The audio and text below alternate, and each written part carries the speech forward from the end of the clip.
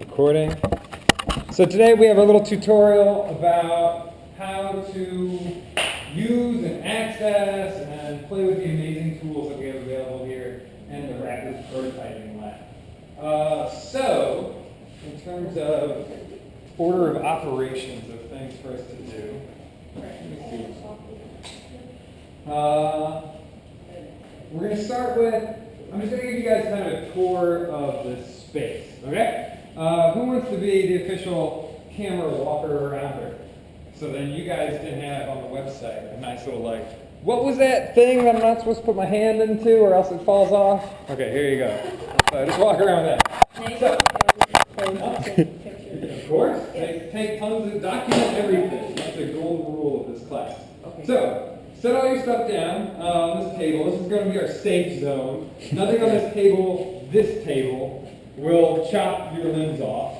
So either one of those two, just set all your stuff down. And then we'll just kind of go around the room. So, starting over here, you have a really nice toolbox. The toolbox comes with all these amazing tools. And look, they have their own little spot. So when you take it, you know where to put it back. Oh, it's so nice. And you can see when some other jerks have taken something and not putting it back. Possibly this. Maybe. That one's different. But we'll put it in there for now. So lots of screwdrivers, screws, pliers, razors, hammers, tons of things, drill bits. We're going to use those in a second. So I'm going to pull one of those out. This is, you don't have to worry about these things. Some files though. This is for putting screw holes into things like metal. More importantly, down here is safety glasses. So safety glasses keep things from flying in your eyes and being blind for life. So they're a good thing to have. Also, little respirators. If you're kicking up a bunch of sawdust or nasty stuff, you'll want to wear that. Sander. So usually they just go around and show things, but I want you guys to actually get some experience. So over here this is all spare wood. You're free to just take it, do different things with it. Sometimes you cut things and you want them to be a different shape. What you can do is you can take it and you're like, oh man, like cut it. I left with this really sharp edge. I wish it was round or blunt. You can use something called a sander. Do we all need those? Mostly just the person using it. Anyone else can be free to use it. You guys stand there. That's pretty good. I'll have one of you guys try it. Go down like that. You put your hand there? No, don't put your hand on that. Bad. You end up with a very blunt hand. So then, with two different things, this thing you just kind of round things off like that. Now there's a nice round edge. Let's say I was cutting something and it got all jaggedy on one side. I can smooth it out. So let's say I have this little jag right there, and then I'm going to smooth it out, and you put it right here. And now I can make it smoother, things like that are nice. Sander. We'll have one person try it. Who wants to try it? Ooh, me, yes. Okay. You're going to go to the back. Here you go.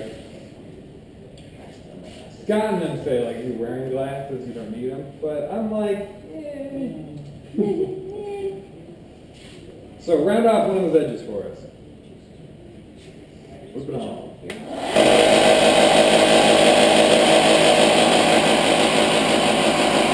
Beautiful. Okay, great. Good. This thing is also good. This can handle things like metal. You have big burrs in your metal. This thing is really, I never really realized what these were for. Sometimes when you drill out pieces of metal, you get these like curly, jaggedy, nasty things. And you want to get rid of those horrible spiky things, but you don't want to like necessarily like blunt off an edge or something like you would with this. So this thing just kind of whips in there, and any little jaggy parts that are sticking out just kind of scrapes them off. So this is more for metal kind of things. Drill, hand drill, more so self-explanatory. Let's do drill press next. You have, this is a little chuck that opens it up, or maybe closes it if you go that way. There we go. Take that,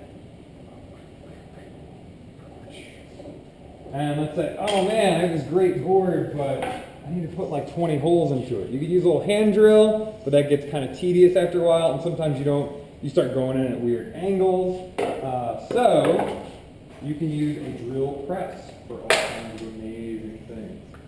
We're going to go with a really big bitch.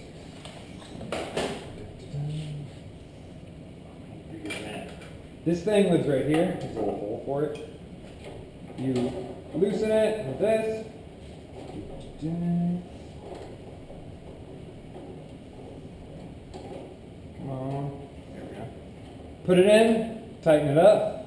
Who wants to be our tightener? There you go. Oh man, it's so loose though. Oh, what do I do? I don't get it.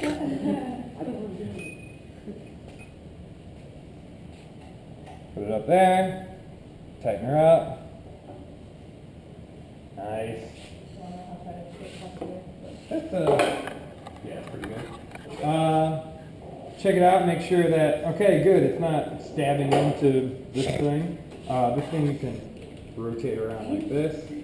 Ideally, if we had a different piece of wood, you would clamp it in. But since we're just going to put it in a hole, I'm going to put my hand over here. Do I put my hand here? Then, safety goggles on. This thing has a little light. Oh, there's light. And take the chuck out first. That's a really good point. Turn it on, and you just slowly let it go down, and you get a nice little hole drilled through. That's why it's also handy if you to crank it down. Once it gets through, it can kind of jerk it a little bit. So who wants to drill? You already did one part of it, so we'll make you the master. Some safety goggles.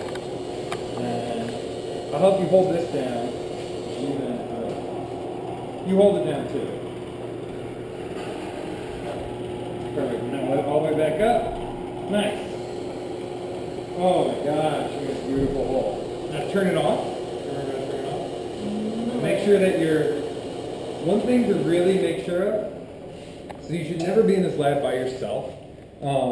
You should be very cognizant of if your hair is extra long. There's things that spin very fast. There was a girl last year at MIT who was working in their lab late at night by herself, and she got her hair caught in the lathe, which is basically like a sideways version of this. It spins incredibly fast, and it killed her. Yeah. So, hey, look at that. Great, your hair's up. Beautiful. So good things to think about. Okay. Oh. Next thing up, one of my favorite devices. It's super easy and nice. It is called the bandsaw. Very simple to use. Once you start using it, you're going to just love it all the time. You press the giant start button. Oh, sorry. Start button's right here. Who would like to press the start button for me? Oh, no, you don't have safety goggles on. Oh. There you go. Yeah, tons of sunscreen protection. Press it. Now it's going. Now it looks like a big sheet of metal in kind of a band that is being spun around continuously in one direction. So you know whenever you're sawing something and you're like, and it gets kind of stuck. This one's just going one direction. It makes cutting very nice. There's two different blades that can be on it. There's the wood and plastic blade. There's also the metal blade. If this thing's up, I mean somebody put the metal blade on. Don't use wood on it because it'll dull that blade a lot. But usually it's just set on the wood and plastic, which is what it's at now. Hand? No. Tongue? No. Hair. No, not at all. So, the way it works is you be very cognizant of your hands, and you simply feed it in, nice and easy.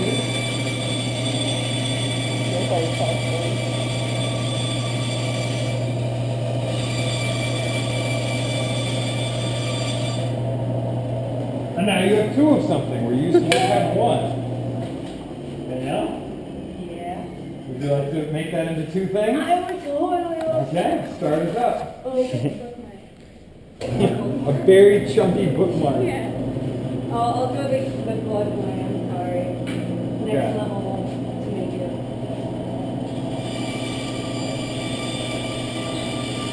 They got back. You maybe could, but there's no reason to. Okay. You can go a little bit faster than that. Oh, okay. Can I go a little weird and like... Yeah, try it. Try curving. So you can almost, you see how the sound kind of changed? Yeah. You can use it as kind of a very simple jigsaw if you need to make some curves and things. But if you tilt it too much, it gets too much sideways pressure on it, and it's not going to cut as well. But yeah, so you can make things like that. We made door stoppers with this thing. So super cool. This thing over here is like the drill press, but it's actually a mill. You guys know what a mill is? Yeah.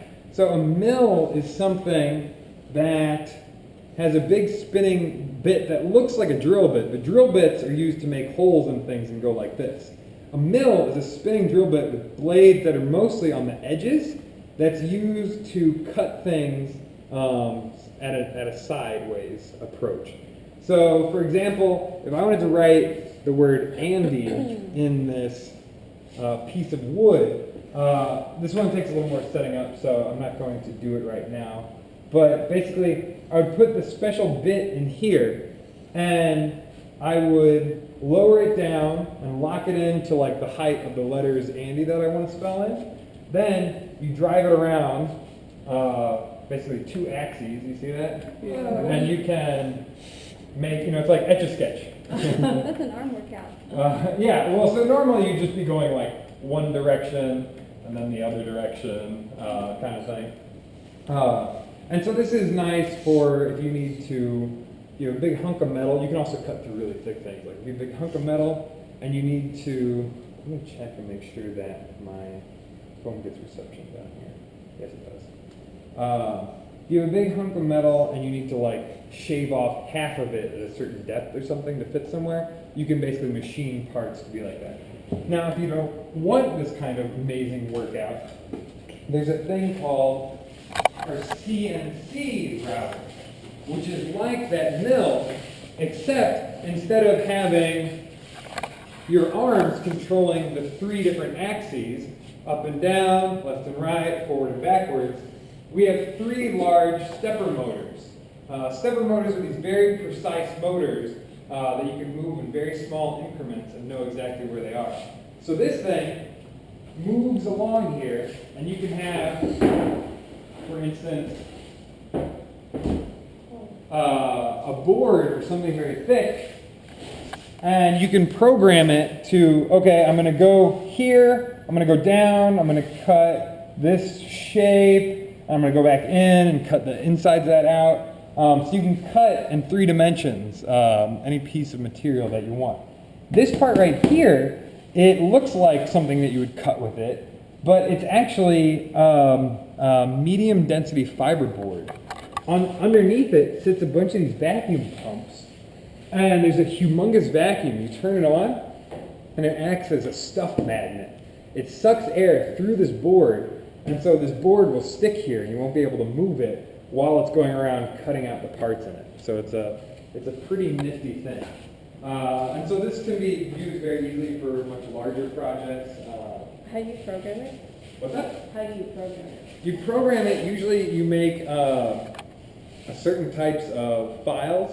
It's a multi-stage process where you make these kind of like files in like a 3D programming environment like Autodesk or some sort of CAD files. You feed them to the specific format that this program that runs the CNC uses, which is called like Mach 3, and then you tell it how to, that basically lets it know how to do everything like that. Cool. Yeah, and Scott will have a whole thing about that later. I'm not going to have time to show you guys this. It's a table saw. What's up? She blew out her tire. She blew out her tire? Yes. Okay. She might be. Where's she at? Awesome. Anyway, this table saw, you need to be careful if you end up using it, and you might not use it anyway. Most things you can take care of on the bandsaw. If the table saw catches things in certain ways, like let's say you're chopping off the edge of this, and you're standing here, and right when it gets to the end, it chops it off, and then boom, you get a rail right into parts that you don't want the big high-speed chunk of wood to fly into you. So usually, good to cut from the side. This table saw is actually super fancy too. It's in a locked mode right now where we can't access it because it comes up and stuff. But when it's going, it has a super high-speed sensor on it that can sense capacitive touch on it. So let's say you're like sawing something, you're like, I need to cut this off. Is this a good place for your hand to be? No. But with this particular saw, not any of the other saws, this saw will sense once it touches human flesh, and it'll drive a huge chunk of metal through the saw, stopping it instantly before it even cuts you. So it's a good finger saver, but it means I have to go buy a whole new blade for it every time So that it happens. breaks it. It breaks it, yeah. It breaks it, but it saves your hand. So try not to break it. Use the same, don't just be like, this saw can't do nothing to me, whatever. So still observe caution. This is a great sink for washing off stuff, washing off your eyes when somebody throws a bunch of lye into your eyes. This is a lye bath, which is a very basic solution. And what it's used for is when you're 3D printing something, you have the structure that gets printed, but you also have these support materials that hold it up while it's getting printed. And you want those to go away when you're done with your final mouse or tiny bicycle, whatever you printed. And so you dump that in this lye bath and leave it there for a couple hours, and then it dissolves all the support structures and you pull it back out with big gloves. This stuff won't, it won't really burn you because of the basicness. You should wash it off your hands. You should not get it in your eyes. More so, it's very hot, physically. So just don't shove your arm into it anyway. Good rule of thumb. Some glues, lots of different glues that you can use here. And then we have the silk screen set up. So there's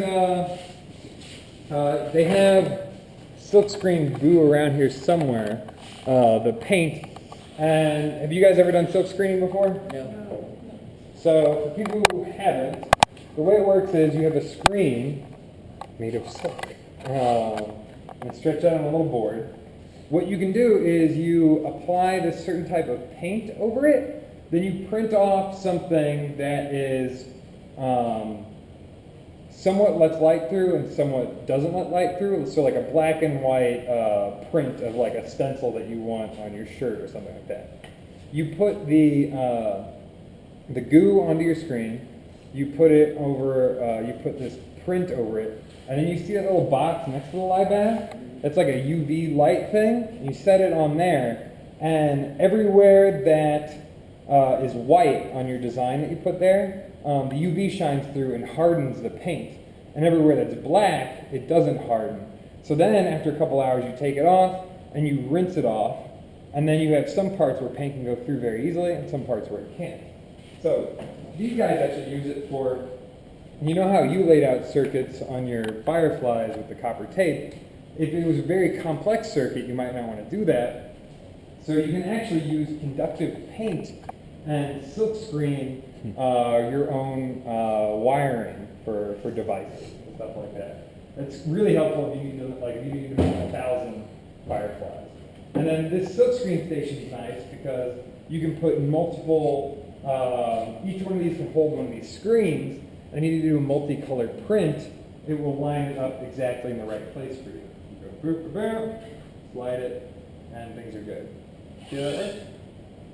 So that'll be available. Where would you get the screens to do that? So there's two over here from me that I just left for. Feel free to use for whatever. So those are there. Because you have to clean them Yeah, to you do a should different clean screen. them. Exactly. Don't you have to like put some chemicals on it or I something? don't know. I haven't done silk screening in a while, so there's probably something you need to get the chemical back off when you're completely done with the screen. Yeah. Cool. Silk screen. This thing is also nice too. Heat press. Sometimes you have things that. Is this another UV cure? What is this guy? I don't know what this guy is. I think it just blows heat.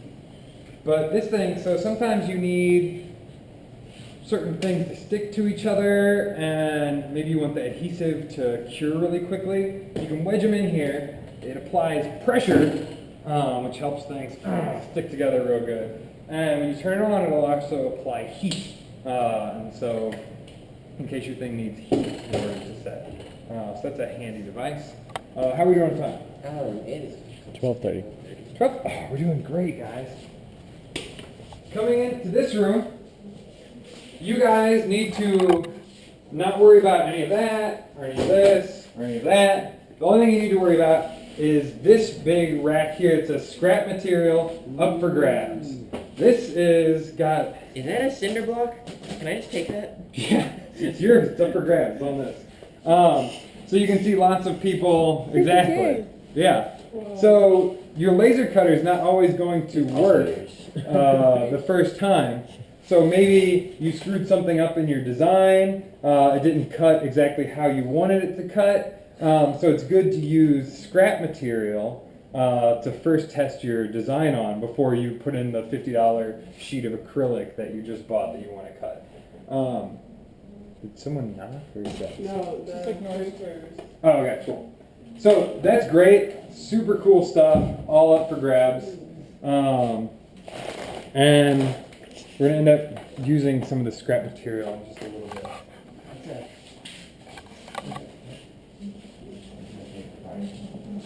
Step inside here, you can see, luckily that guy just started a 3D print going. So if you look inside there, you can see the 3D printer in action. Who's never seen the 3D printer going? I haven't. Perfect. You guys know the basic concept? I have that. So just like there's a lot of things in this world where you're going to do it in 3D, you have three, nice. We had a little poker chip. Printed that? Cool. It was a Mario coin. I was just like, Oh, yeah, nice. have this. Let's see what it does. It worked. A lot of things will basically use sets of 3 stepper motors to make something be able to precisely move in 3 dimensions. This thing does the same thing as that CNC machine, except instead of moving around a swirling blade of death, it moves around a little nozzle that squirts out little bits of plastic at a time. So you can see there's a little nozzle right on the bottom of that that's going around, and it's laying 2 types of plastic out.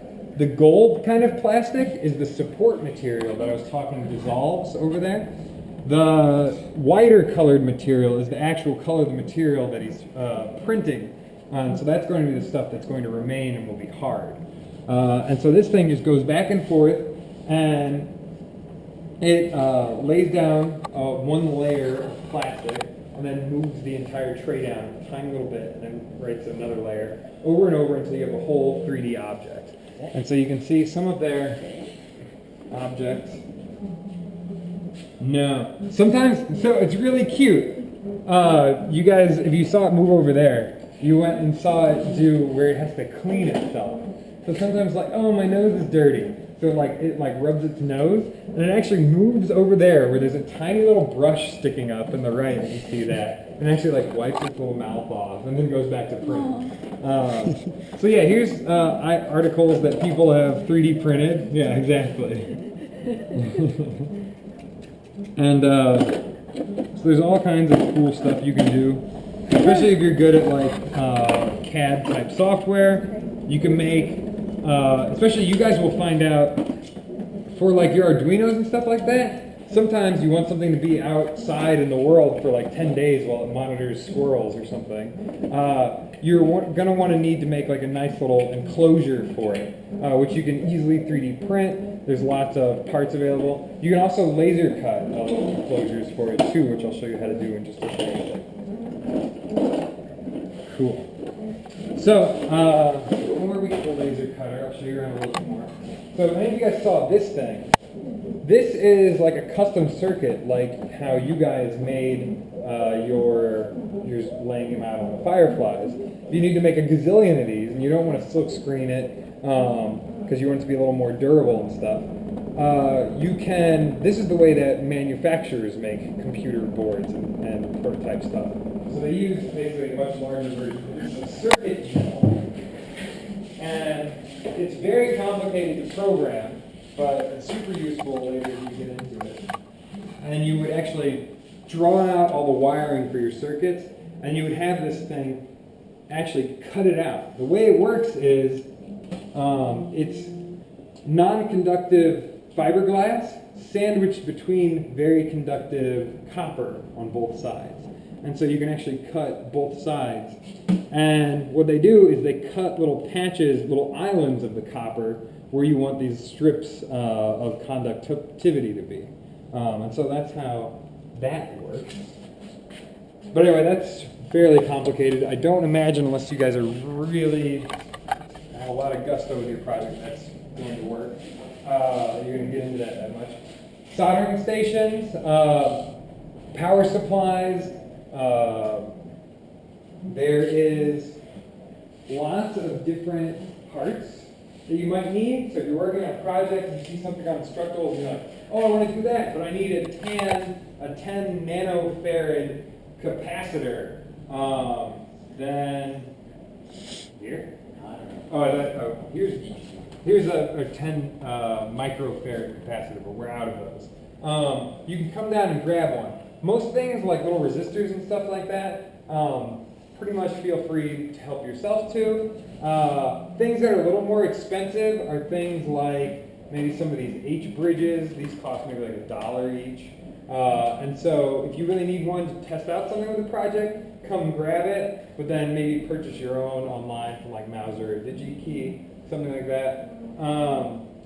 But in general, a lot of these things you can use unless you're like, oh man, they have 470 microfarad capacitors? I want 100 of them. Just dump in your pocket. My project's gonna have the most capacitors ever. It's gonna be great. So yeah, don't hog stuff up. This board right here is also up for scraps. And here's a toaster that's for cooking electronic stuff. Don't put food in there. It's poison. There's a microscope, if you need a microscope. There's a microscope in our lab. There's a little fan thing like you guys are familiar with so you don't kill yourself with deadly poison. And then finally we're going to get to our very favorite pen, which is going to be the laser. Don't turn the laser cutter above 20% power unless you know what you're doing. Yeah, well they used to have a laser cutter that was only this big. And now they just got this guy, who's huge. And is about 5 times as powerful. That's why they say don't put it about 20%, because people are used to the old one, which had a much weaker laser. This guy can blast through stuff. So, going to take a very quick, tiny, Andy get some water break, while you guys get enough chairs to kind of huddle around here. Okay? Great.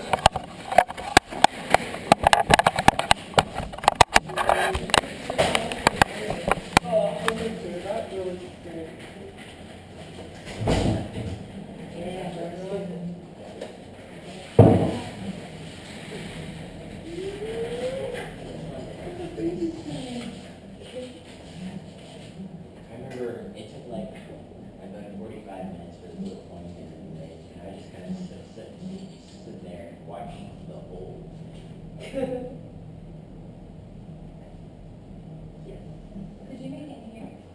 There's another 3D printer at the Institute. There are actually 3 of them, but they're hobbyist kits, so they're not like this. They're like made of cardboard and wires.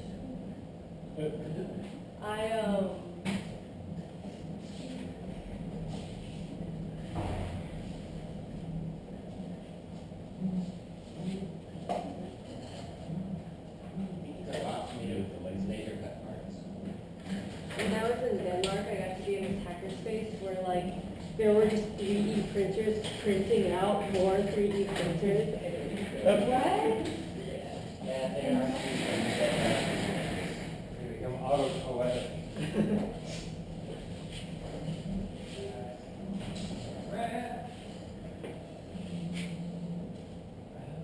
I always see people, so like somebody has a big mistake when they like drop a solder on the entire roll or roll them off.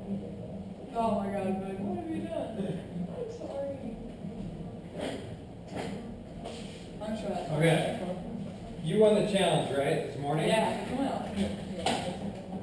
Wait, what was the challenge? It's cool. You just Email get to- back first where we're supposed to go.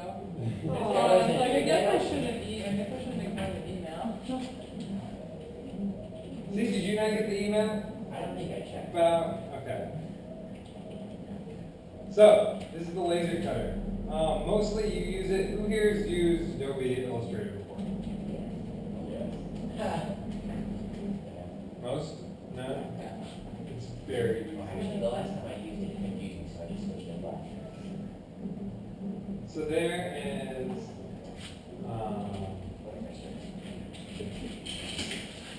if you go to Instructables, lots of people have good things. You just look up like, Wow. they redid their front page is like the worst. Why does it let me type? There we go. Some page laser. And so like you can see people who made dresses, coasters, all kinds of amazing projects with their laser cutter. We're going to have Anna here. We're gonna give her a little amulet or something. So choose an animal. Elephant. Yeah. Okay. Owl. Oh, yeah, an owl works too, but That's the Anna. I'll go with elephant. Yeah. Okay. So I'm going to show you really quick how to make something simple. So first, let's find elephant. Boom. We want something nice and contrasty. This thing kind of looks nice. Okay. Copy this. Make a new thing over here. Boom. Paste it in. Okay. It's pretty big. If you saw earlier, I set my board size to 12 inches by 24 inches. So we can have an idea like, I want to make something maybe 3 inches tall or something to fit right up here. So I can also set this to be height 3 inches. Oh, I did not use this thing. Constraint 3 inches. Dang it. All right, great. Now we have an elephant. And now we want to make an elephant appear onto our board. So, first thing I'm going to do is I'm going to turn on, there's two different parts you have to use to turn on the laser cutter. First, down here. You hear it's kind of just turning on. Double thing. It's got its own little internal fan. Later, when we're actually cutting, we're going to have to turn on a big fan. Make noise here. But we're not actually cutting right now yet. We're just going to do that. So what you do, everyone pop up real quick so you look inside. Lift it up. Take out some random plastic. And then load up your thing. Then we're going to make sure that this is a measurement device. The laser is a focal point that lets you know exactly where it's going to hit. So that's about right. You hit XY off. Go. And now I'm able to move this freely. So that's about right exactly where I want it. If it wasn't right there, I'd press up and down, and it would move to the right depth, or whatever material I'm cutting. Take it back off. Then, to help you see where things are, there's someone here that's where it's going to cut. This isn't the actual laser. It's a different laser that's not cutting through my hand right now. This thing is a safety feature where if this lid's open, the big laser is automatically deactivated. So that's how it works. Now that it's closed, it could potentially run some laser cutting. So luckily I keep my arm in there. I'm just trying to get my arm across the part of it. So this thing will start, once I've completed the project, it'll start cutting with that point as the upper left-hand corner. So I want, I want my upper left-hand corner, let's say it would be right here. That'll be good. Right click set home. Well, that's home. Now, I go over to the computer, and I hit print. So I'm just in Illustrator here. Then I need to go to setup. Oh, I need to choose epilogue and breaker. Setup. Choose that guy, the one that's activated. Preferences. This is where you set the laser's abilities to do stuff. So, for example, if you want this laser, there's two different ways that the laser can cut things. They can do a raster cut, which is where it basically etches the design into something, and I can do a vector cut, which is what I'll show you next. The raster cut is what we're just going to use to put this element on there. The vector cut will be if we're going to cut the thing all the way out and make a little amulet. So, we hit, right now we just want raster cut, and now we're going to change the speed that the head moves, and also the power. The power is how deep it will cut into your wood. So sometimes you don't want the power too much because it'll make everything push the plane, or it'll cut all the way through your thing. You don't want to etch the outside. So we're going to look up here, wooden paper.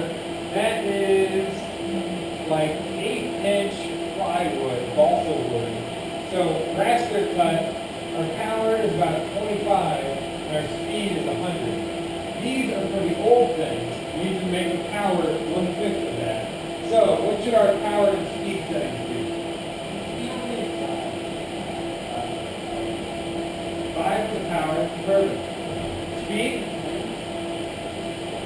So if we move slower, it's going to be shining the same power onto it for longer. So it could be 5 times as fast, but we've already made it 5 times less power. So we could have left the power at 25 like it said, and made the speed 500%, but it can't go for 500%. So we leave that at 100 and we just bring this down to 500. And then we hit OK. Print. We make sure that this is zeroed out, so it's in the upper left-hand corner. Perfect. Print. You're going to now see on this little display here, it says job untitled 1. Okay. Larry, can you click on that switch?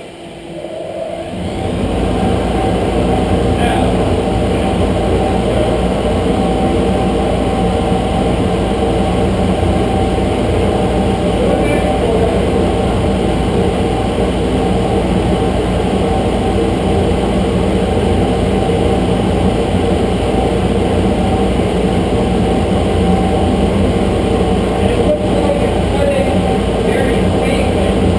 So I'm not sure what that was.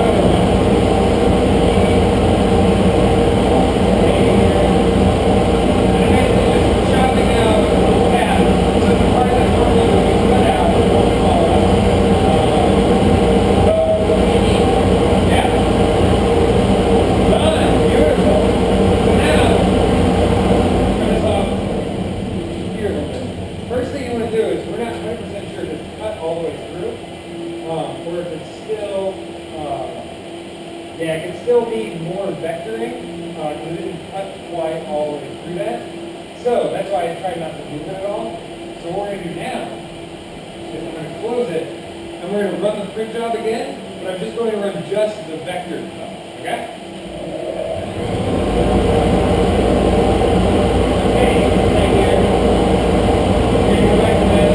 Hit print.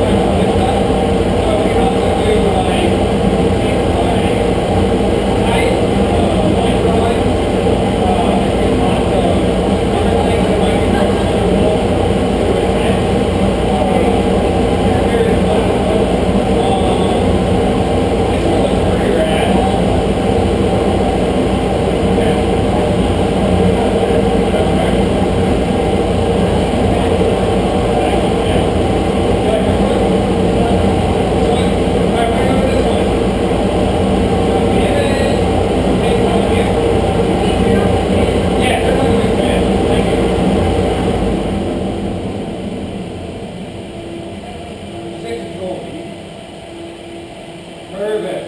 Okay, so now what we want to do is we have this platypus and we want to make it into more of a stencil.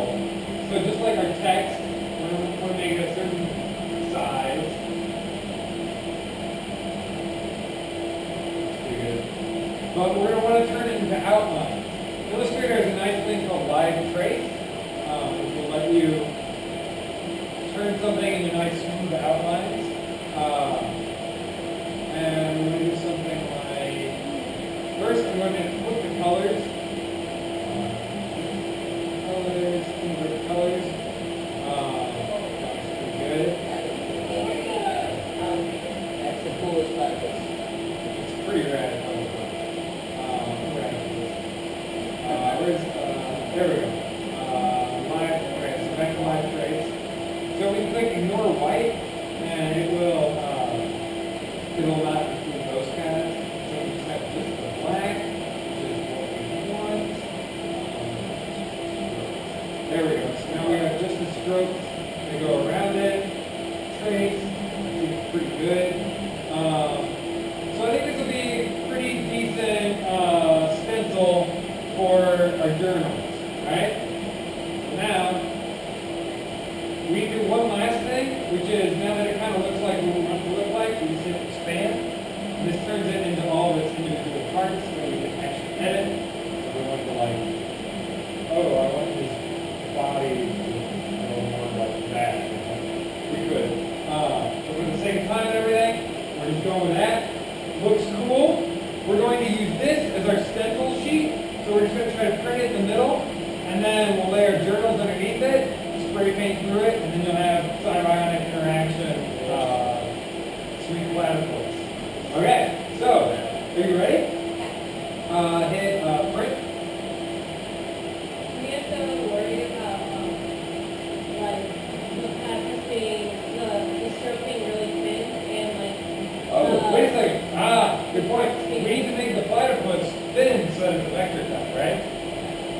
yeah, just click on the button. As in like erasing parts? You will, yeah. So like there might be parts like his nostrils are going to just, we won't even see them. So maybe, so yeah, make that one 0, 0, 1 again. But the nice thing about the laser cutter is, you know, this stuff's cheap. If it doesn't come out the right way, be like, oh, I printed it, now what's crappy, I'm going to toss in another piece of cardboard. So yeah, but she makes a good point. Let's make it so that our nostrils stick in there, because those kind of people. Well, I'm not sure about like making a body part, like, you know, that like, I think it'll stay in. That's one continuous circle. That little nose.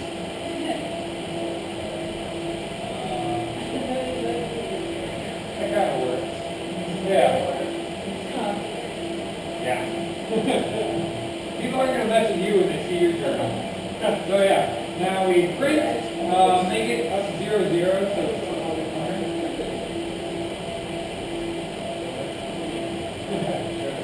Yeah. Choose. Yeah, our engraver, preferences, and all we want is vector cut, and just crank speed all the way up. This stuff's super thin.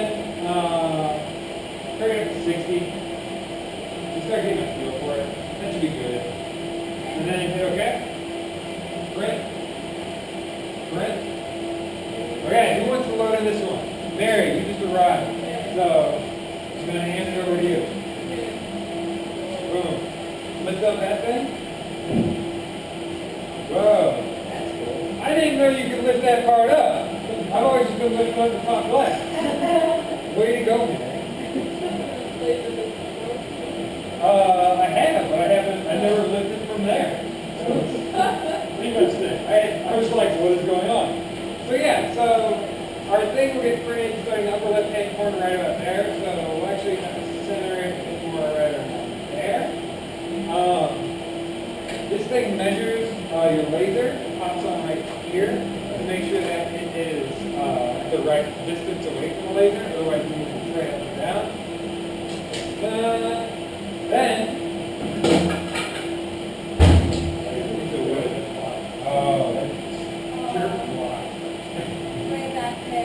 so now we see our spray paint job is there. If we wanted, we could press go and we start running. But first, we need the ventilation. Otherwise, this room fills up with smoke. So we pull up that. Now, if we go.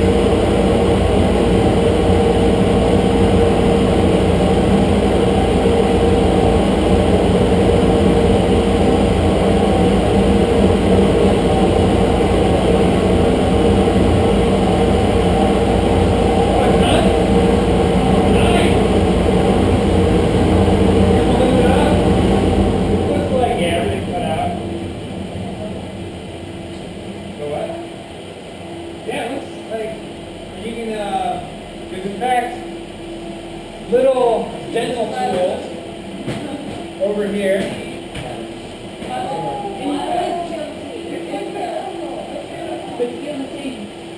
Oh, I made puzzles on this before. It's pretty cool. Yeah. So, there's little like dental tools and stuff over here. Like sometimes you need to pick off little parts like this O didn't completely fall out. Like just snap it out. And nice. And now, what we're going to do is we're going to spray paint. So you just start spray painting in here. No. So you turn off the laser cutter before you leave. Yeah. So, exactly. Laser on and off switch is on its left there, Mary. Yeah. You turn it on and turn it off again. Played with these before. Me? Oh, you have? Yeah. Oh, perfect. I don't know. I made it easier, like figurines and figure out that did. So everybody grab whatever you want to send. This done? Are we allowed to use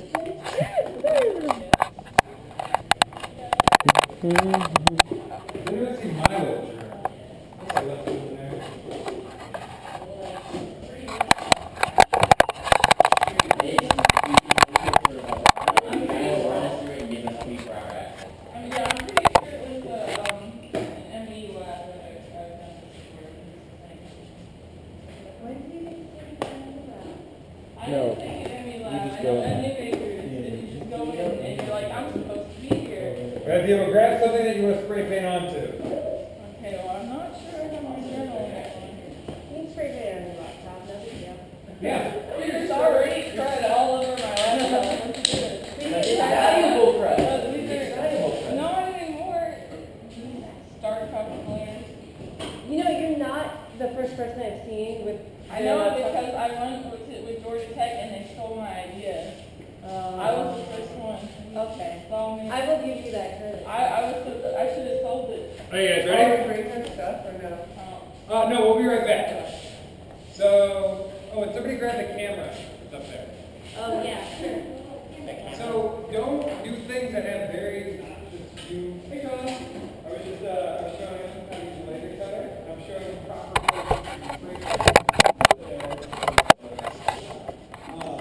this is Sean, who will be here to show you the official safety lecture. Just right when we back from spray painting.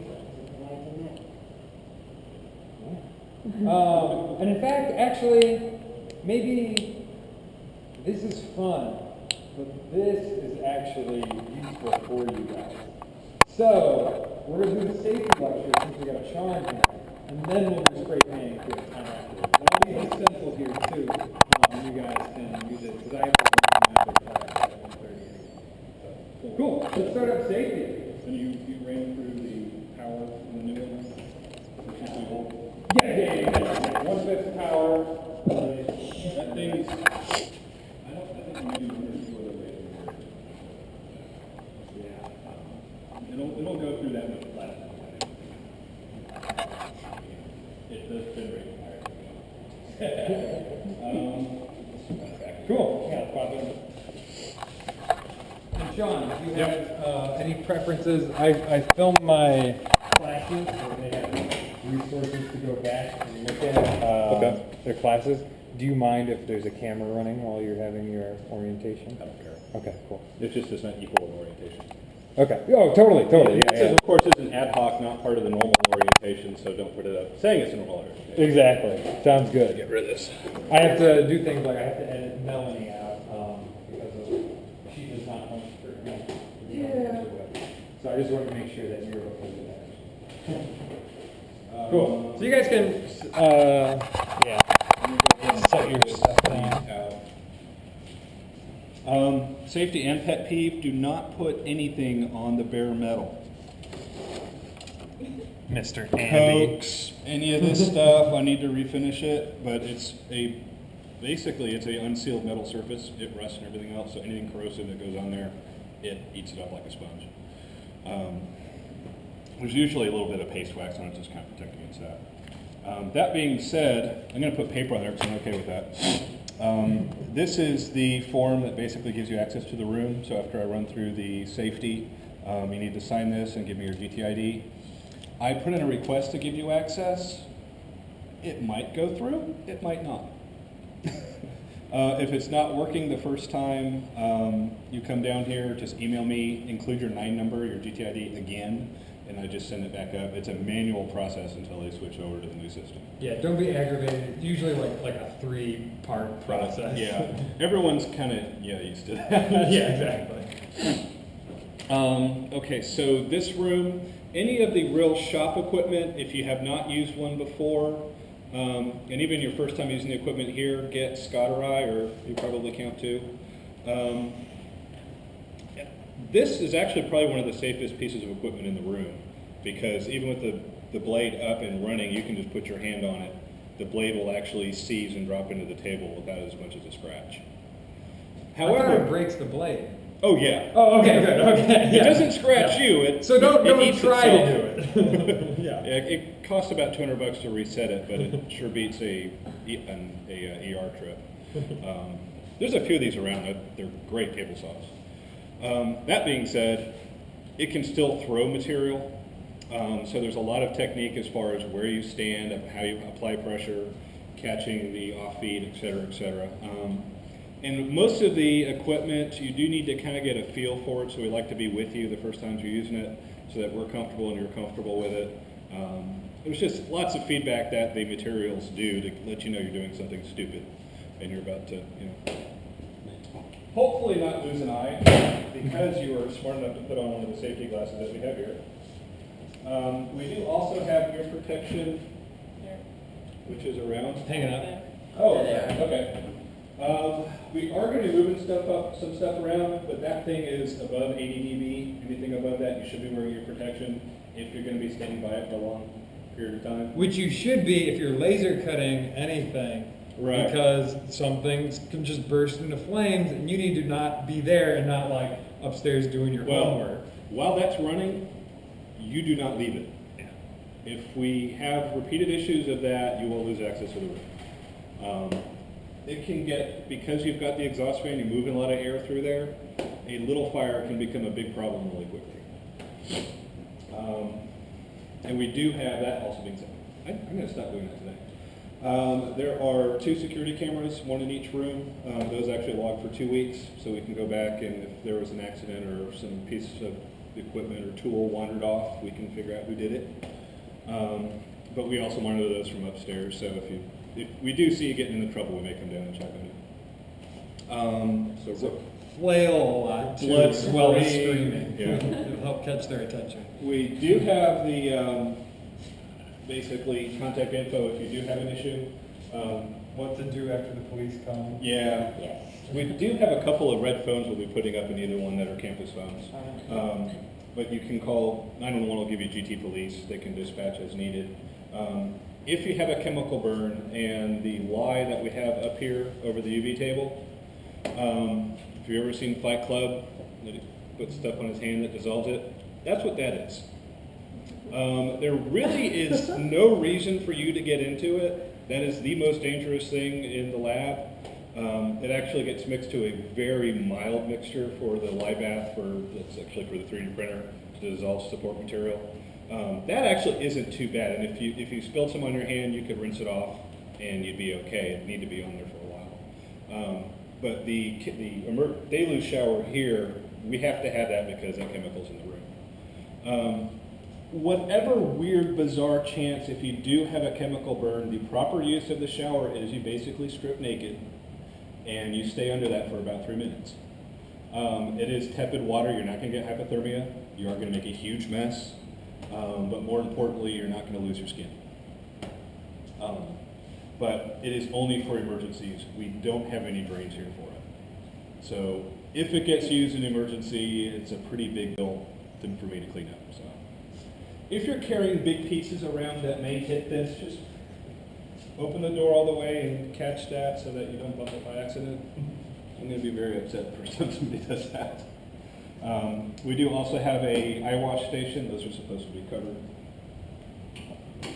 Can I test it? Yeah. So you just run up to it and push. Especially in this room, and even if you're wearing eye protection and a dust mask and everything else, little bits of plastic, wood, whatever, can get up and into your eye.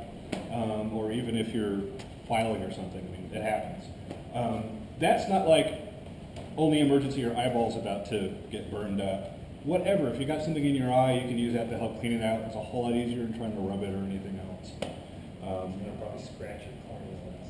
Yeah. So, I mean, if you do get a little bit of something in your eye, whatever, it's irritated, use it. It works really well for that. And it's also a nice, it's not real powerful when you saw it, it's just kind of like a spray instead of a pinpoint of water. To the side.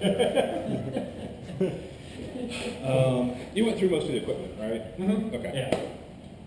I even had them, Test out and demo some of the more basic things like Okay. the bandsaw and the drill press and sander. Okay. And told them about we need the to anchor wood that thing thing. down to it wanders all over the place. what's that?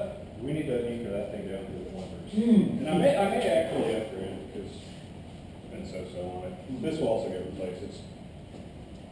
The bearing has been going for about 4 years, but it hasn't gone yet. Okay, other safety issues. We do have a 1700 CFM air filter in here. If there's anything going that generates dust at all, that should be on. The cable's not long enough, but that'll be fixed shortly. But that gets rid of a lot of the minute air particles, like when the CNC router is running, that generates a lot of really fine dust. That should get most of it. But again, if any of those machines are running, even if you're not at them, you should have a dust mask on. I'm sorry, I wasn't clear, where's the filter thing that you were just talking about? Okay. It's that thing. Oh, do we? There's a remote for it that should be down here on the table, and you basically just turn it on for X hours. So, we are allowed to do that and kind of expected to do that if we use the CNC? Cool.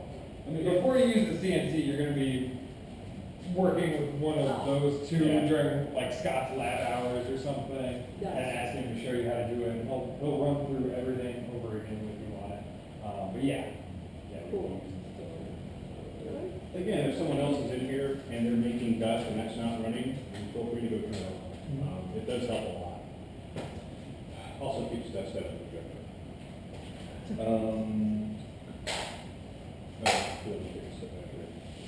As far as hospital goes, we do chemical burns or any kind of real burns. You want to go to Grady. They have probably one of the best burn units in the country. However, they're probably the worst for everything else. So we do have a much closer, Emory's got one of the satellite hospitals over here. It's a lot closer. So if you cut yourself, that's where you want to go. If you burn yourself, go to Grady.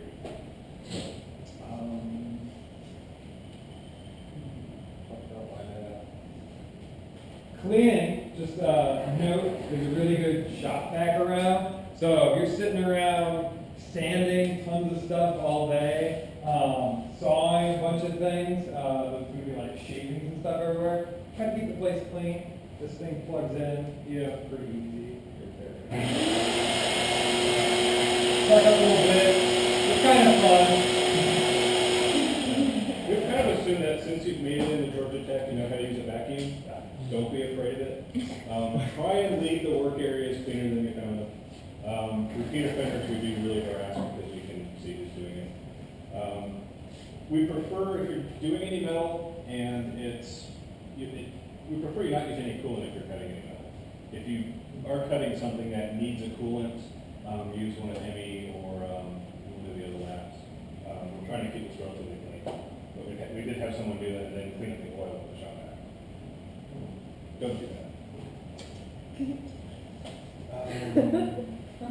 You talked safety on the equipment, right? Okay. Any questions in here? Okay. Other dangerous thing, the router that's up there, that's someone's personal unit. Don't use it. If you don't use it, you don't have to worry about safety with it. What happened to our vacuum former?